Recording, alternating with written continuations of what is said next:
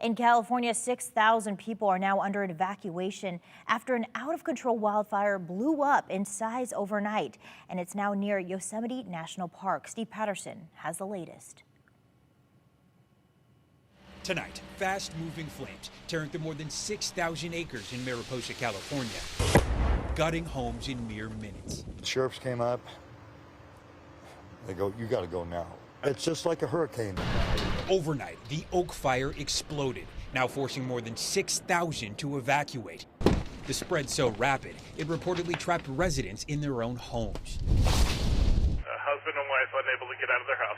The flames racing over a runway of drought-stricken brush, driven by heavy wind, stoked by high heat, have so far destroyed at least 10 structures, including homes.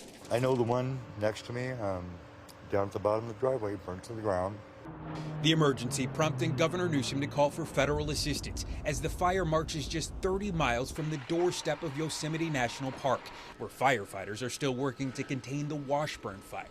That fire, now 79% contained, tore through more than 7 square miles, threatening hundreds of century-spanning giant sequoias, thankfully saved by round-the-clock crews. Tonight, the rapidly expanding Oak Fire, already the largest California wildfire this year, is burning out of control with no containment and no sign of slowing down. A season of flames stoked by a worsening climate just getting started.